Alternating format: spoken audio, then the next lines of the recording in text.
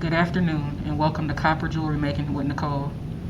Today we're going to be making teardrop earrings. That's the way it looks on the paper, and this is one that I've already finished.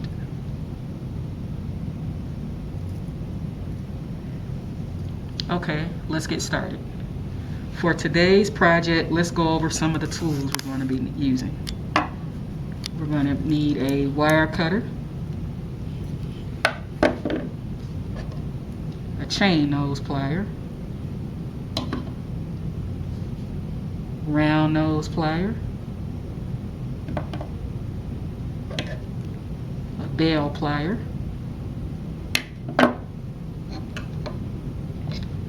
a ring mandrel, and if you don't have one of these, you can use a Sharpie marker and it'll give you the same effect. We're going to use a jewelry hammer. If you don't have a jewelry hammer, you can just use a regular hammer that you have in your toolbox, just so the part that you're hammering with is smooth. And we're going to be using a hammering block. If you don't have one of these, you can use a piece of scrap wood. Just make sure that you put something up underneath the wood when you're hammering to muffle the sound of the hammering. Okay, let's get started. Remember, before we start any project, you always want to clean your wire. So you can either use a sponge. I got these sponges from Dollar Tree. They come 3 in a pack. And you just clean your wire until it shines. If you don't have a sponge, you can drop your wire down in some lemon juice and that'll give you the same effect.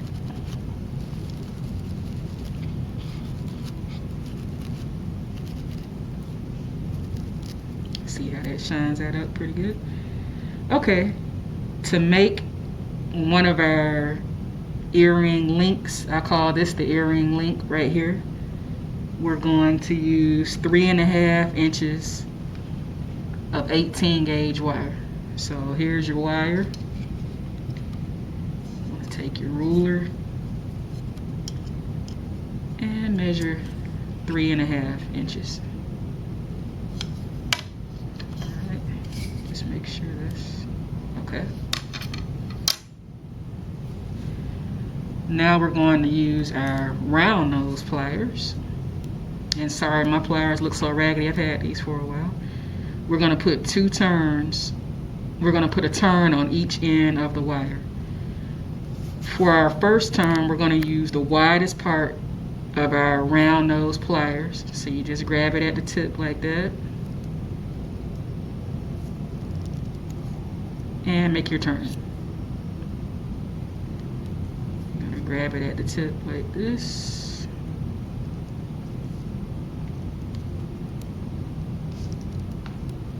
And make your turn. So you should have 2 turns like that on each end of the wire.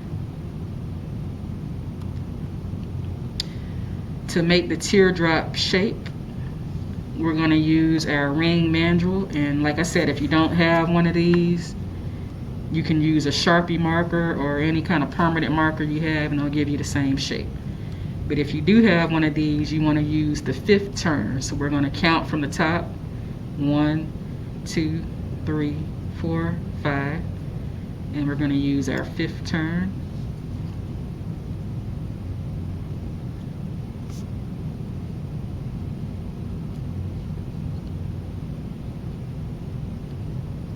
You want to bring both ends of the wire together till they meet evenly. If you bring them around and one turn is up a little higher than the other one, you just want to undo it and try it again to make sure they're even. Once you take it off of that, you want to turn these out just a little bit so that they lay flush when you bring them together. See that? Alright, now the next thing we're going to do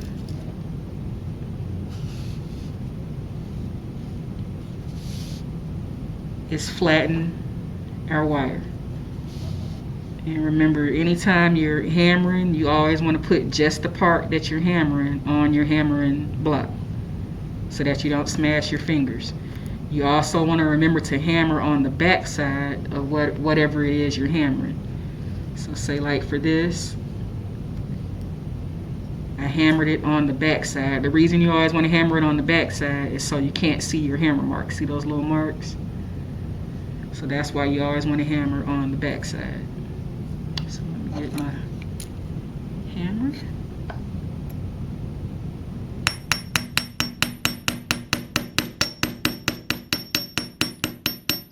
And you want to hammer it just so that it flattens out the wire just a little bit.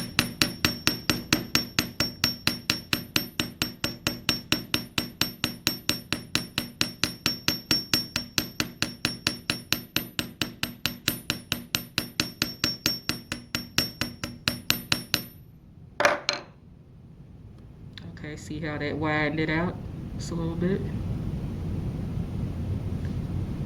And that's that. Now, we're going to go on to making our jump rings. Now, I showed you how to make the jump rings in our my previous jewelry videos, but I'll show you one more time for those that didn't get to catch that.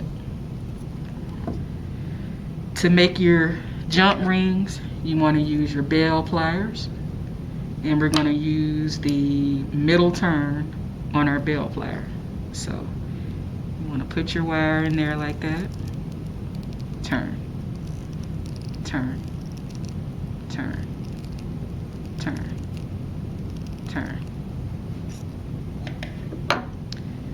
Now when you're cutting your jump rings, you want to cut it right where that last turn is on your jump ring. See where that last turn? You want to line it up right there and cut it. See how that gives you a perfect jump ring at each time. Okay, for time, I went on and made the links that we're going to need, and I went on and hammered them. So these are all my links right here.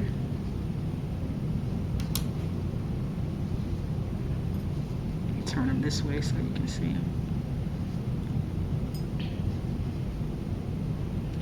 Now we're going to attach the links together. So now the first thing we want to do, we're going to run this through here.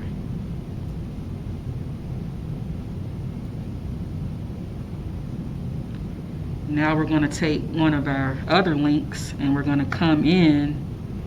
Don't go in this way. You want to come in forward.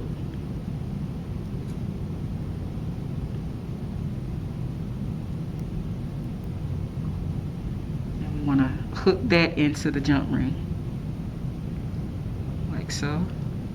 Once you have it hooked into the jump ring, you can go on and close your jump ring up.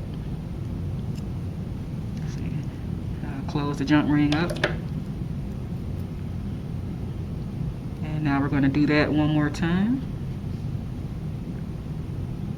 We're going to put our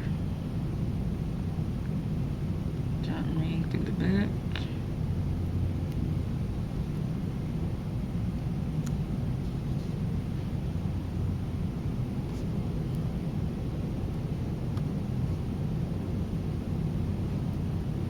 I will say the last one's always a little tricky to get in there.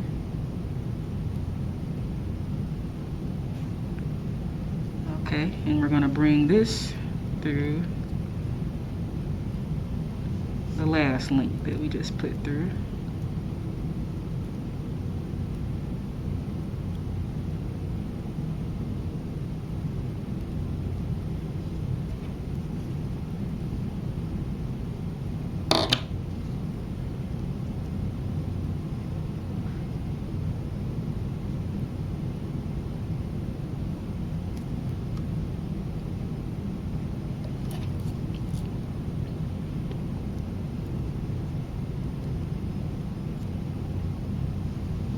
Going to close that up and see how you have all your links hanging.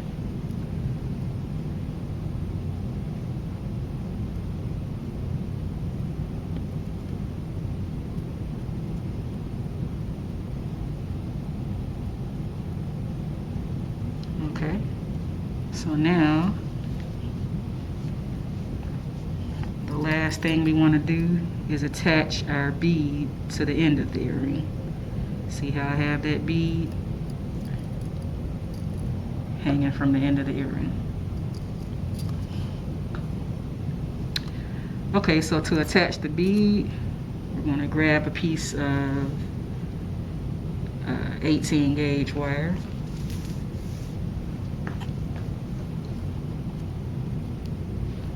I'm going to put a little turn. Now when you're turning this, you remember the last time we put our turn down here at the bottom. For this one, you want to put it in the middle.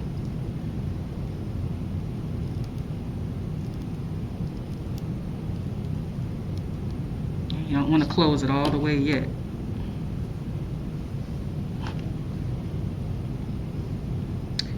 We're going to slide our bead on, and then we want to hammer the end of the wire just a little bit so that the bead stays on there.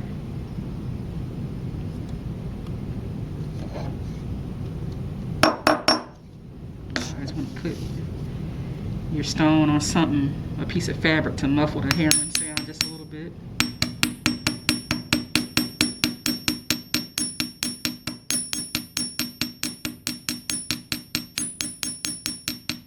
Do it just a little more.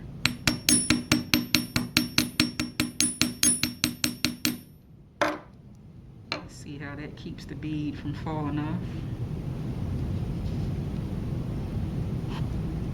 Now we're going to open this up just a little bit.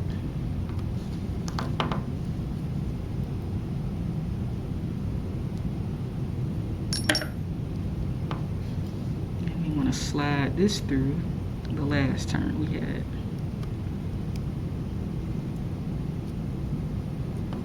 Like so. And then you just simply close it back.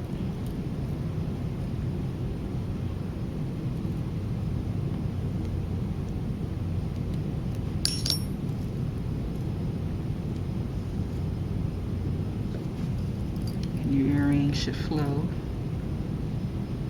like this. Now the last thing, I put one more hook up here at the top, and that's where we're going to put our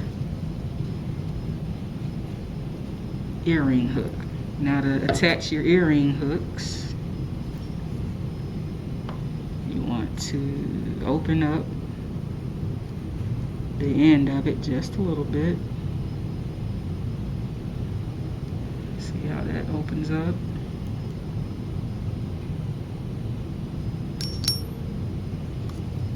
And we're going to attach this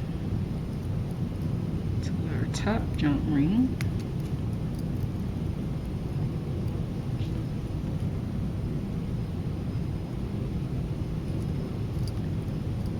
And we're going to close this up. These are really pretty simple earrings, but they hang pretty. And it's up to you if you want to make them a little wider. For this one I used 5 inches, and you would just do the same thing we did for the 3.5 inch earrings, and your earrings will be bigger. And this is your teardrop earring.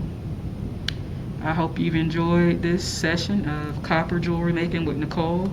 For the next session, I'll be showing you how to make a necklace to match the earrings so you can have your whole set. Thank you, and I'll see you next time.